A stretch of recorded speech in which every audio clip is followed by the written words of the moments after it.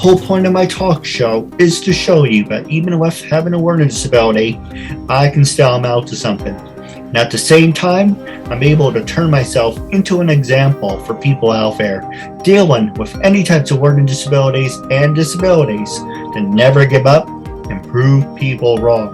Prove to them that labels do not dictate who you are and who you're going to be, so prove them you can still amount to something. Andrew, along here with Michelle Cameron, I just want to say thank you for being a guest on my talk show. Yeah, no problem. Anytime. Now, starting off, are you related to James Cameron? No, not at all. I get asked that sometimes. Cameron is actually my dad's middle name. So Michelle Cameron is not my legal name. I decided to change my name because I tend to play a lot of stronger characters, a lot of drug dealers, a lot of kind of messed up girls, and I really enjoy doing that. And my name before sounded very cheery and kind of Kristen Chenoweth-ish, if you know who that is. And I didn't want to become like a Hayden Panettiere kind of actress, and so I wanted to change my name to something kind of solid. And Cameron, actually, what it means is crooked nose. It's a Scottish name. And I found that kind of funny because I have a slight deviated septum, and so I was like, oh, perfect, crooked nose, Michelle Cameron. That fits. And it just had a better ring to it than my old name.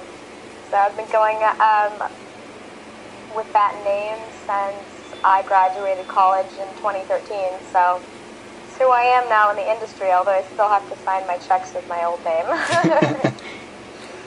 All right.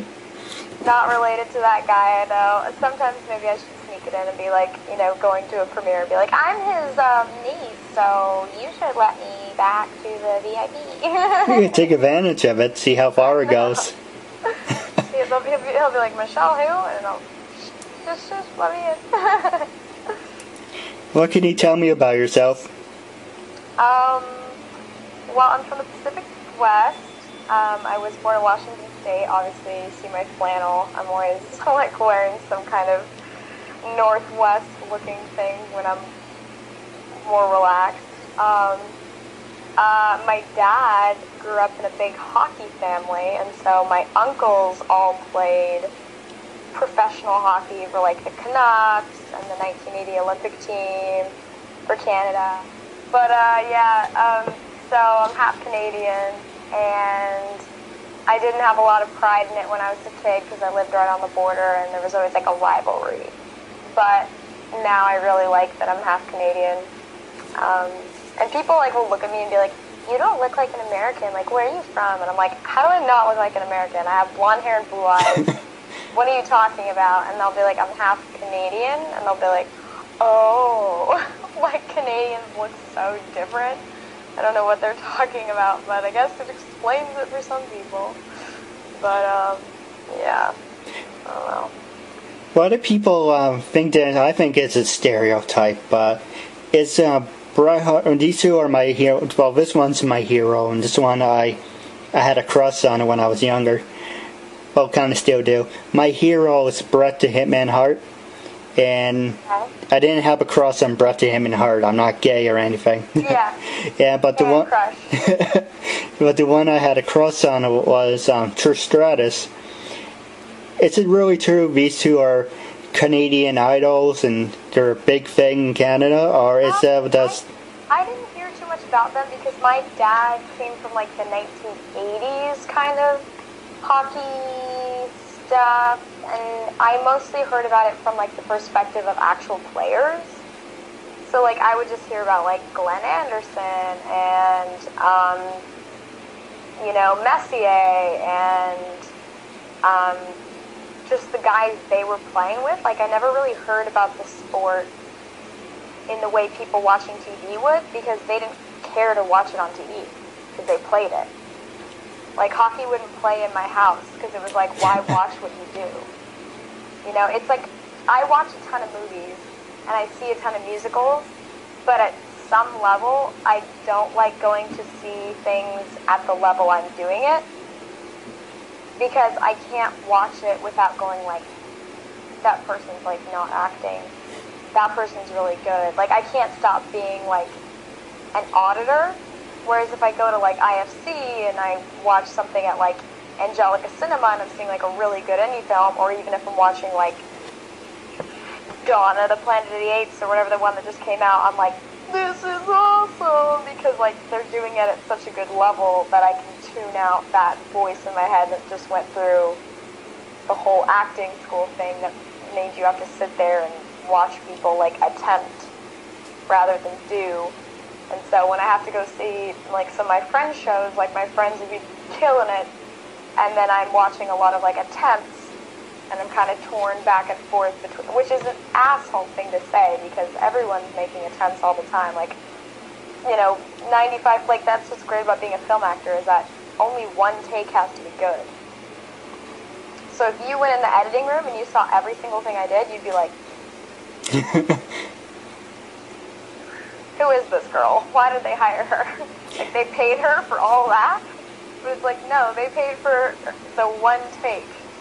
Like, every Oscar-winning performance you've ever seen was not delivered throughout. Which is kind of sad, but kind of great. Well, it's not like one of those Dragon Ball Z's where they say something, you see it, or Teen Titans, or they say something, you're like, huh? And you see a big teardrop come down the side of their face. Mm-hmm. But, she's a really great actor. I love her. Yeah, it's tricky. Being an actor is super weird because you go in there, there's all these people around you, and you're expected to do something very, very strange in front of all of them, in your own little world, where there's lights all around and a camera in your face, and then you're just expected to, like, walk away, and then they do all these things to you. And I've seen a lot of footage afterwards and been like, that's not the take that I would have picked. That wasn't my best in terms of what I think, but it's not for me to say. Like, it's the director and it's editor's vision, and if they say it's better, then probably the public would agree with them. Maybe. Maybe. Because I'm still not at, like, the point where, you know, I'm working with a lot of people that are young, that are my age, that are still learning. So, you know, it's hard to know what the best take would be. That's true. Now, have you ever been in a I know you're an actress, and so this is going to sound like an oxymoron on my part. Were you actually in any recent films, or? Yeah, I did film. The first film I ever did was in August of 2013, and it was through a girl that I just met when I was at college, and we were friends, and our timing never worked out. She always wanted me for her short films in school, and the timing just never worked out. We have the same birthday, strangely enough, and finally she calls me and is like, I have finally pulled together a feature, and the guy that's producing it is James Fry, who wrote A Million Little Pieces. He was like the big villain on Oprah's show because like it was a memoir, but he had like fabricated a lot of it. So he's a big guy. He wrote I Am Number 4, that film that came out that was about the teens and all that stuff, because he just really liked her script, and she's a really badass girl, and like she'll sit down and she watches a movie and she goes, who's the cinematographer on that? I'm calling their agent and I'm getting them on my movie because my script is that good. And she just makes things happen. People will like,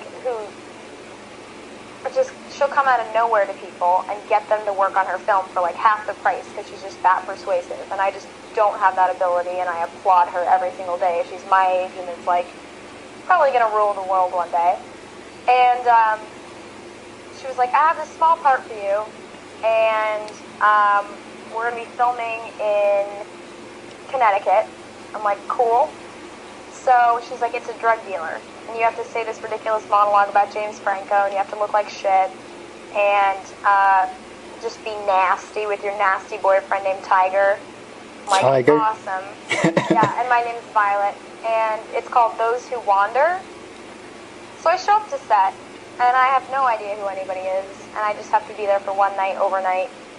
And I'm balancing on this, like, motel ledge, and there's, like, nothing underneath me, and I'm smoking a fake joint. And at the time, like, I had no experience smoking. Some of the actors were from LA and were my age, and were like, you don't smoke? What the hell's wrong with you? And one of the girls looked super familiar. I was like, why do I know this redheaded girl? She's, like, so familiar. Then she started speaking in a British accent, and then they were like, oh, Bonnie was in the park, and we had to, like, keep everyone back because, like, the police had to come because there were so many people freaking out. And I type in Bonnie English actor into my phone, and it turns out she's Bonnie Wright, who played Ginny Weasley from Harry Potter. I was like, oh. I literally had to go hide in a bathroom stall and be like, oh my god, I have to do a scene with her. And then a lot of the other actors, there's another actor from Harry Potter in it, and some of the stars are like stars from ABC Family shows. So Abigail had really like wrangled a great cast. And so I'm just in it as this shady drug dealer girl. The next film I did is called Ken's Show at the Bedfellow, which is about a guy who loses his sister. She drug overdoses, and he goes on like this sex craze binge, is doing all the coke in the world, doing all kinds of crazy stuff, until he kind of finds his inner peace, and he meets his sister's voices in his head. And at the end, she finally materializes and is like, I can't keep being here for you and trying to like rescue you out of this, and I have to move on here. And then he finally moves on and like meets a girl who works for like a humanitarian organization, and it's another indie film. It's slated for like 2015. Same with Those Who Wander. And that cast had Brad Rader, who was in a ton of primetime TV shows in the early 2000s and a lot of indie film projects, and tons of theater. I believe his theater company is called the Red Dog Theater Company. I could be wrong, but his name's Brad Rader. He's great. And it had Dana Ashbrook from Twin Peaks. If anyone watched Twin Peaks, it was a very culty show back in the 90s. And then some people from Broadway, like Mara Davies, and had Kaylee Ronan, who was on Army Wives and The Carrie Diaries. Lots of like really, really good cast. I played his sister, who was dead the whole movie and just came in like ghostly moments, who died of a drug overdose. So we have a drug theme going here with me. And then the next movie I did was a horror film called Uncaged. And I'm not really supposed to show this to you, but I'm going to show it to you. Because it's not that, who cares? I'm going to show it. Do you want me to edit it out later on, or? No, the people who made the movie, probably won't end up seeing this, so it's fine. No, I was thinking if you put a black cap over your forehead on your head, you would look like the girl from We're the Millers. I know! Yeah. Oh my god. I love Emma Roberts. So I did a horror film. It's a werewolf film. It's really campy. It's done by Boulder Light Pictures. It's called Uncaged. And I play like a Tinder date that shows up to where one of the guys is a werewolf. One of the other guys contracts the werewolf thing. And I don't know that. And I get killed, obviously, because I'm the skank.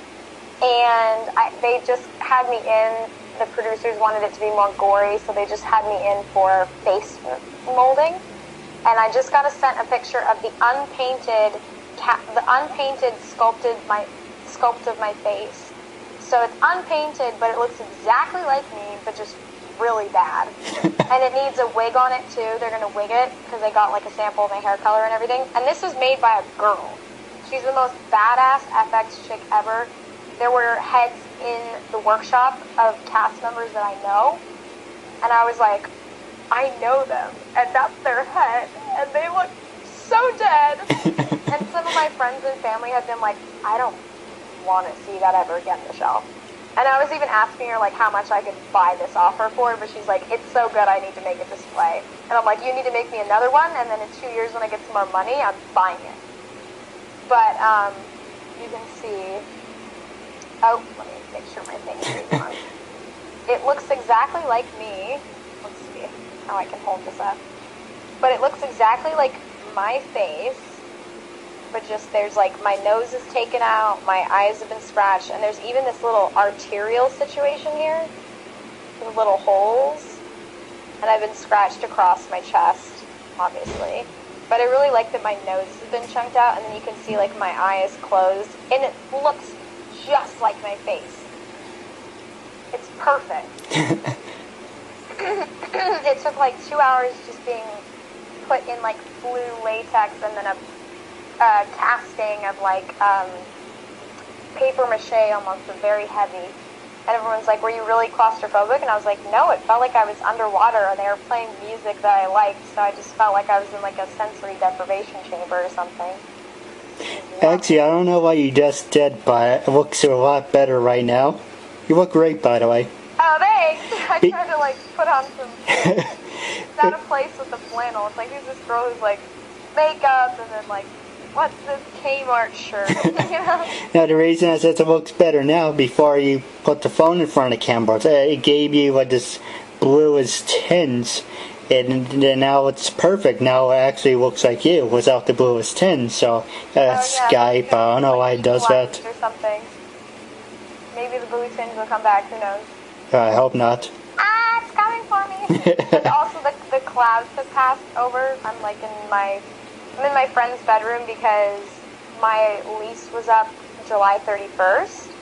And then I'm moving to LA. My best friend and I, who also has the same birthday as me, crazy, we're driving out on Saturday. So I've been couch surfing with my friends. They've been very generous, and I love them for it. Well, I do have an idea for you if you want to hear it after the show. Oh, why don't you tell me now? Well, I don't want to impose on you, but...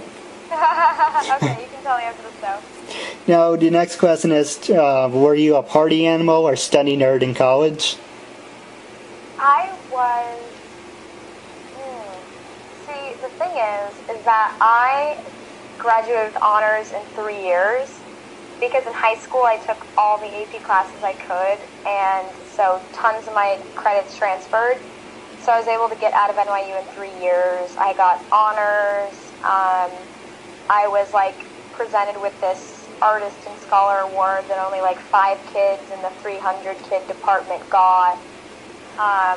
Got me the lead in a ton of shows because the guy that was the head of my studio had the same aesthetic. So I lucked out. Let's say we did Wizard of Oz and Sound of Music and Fiddler on the Roof, I would have been screwed because I would have been in the background being like, but the thing is that I have been clinically depressed and dealing with some other stuff for a long time, and so I did party a lot my junior year. I didn't party at all freshman and sophomore year. I was the party babysitter. Got a lot of people home. And then I kind of became a little bit of a mess junior year.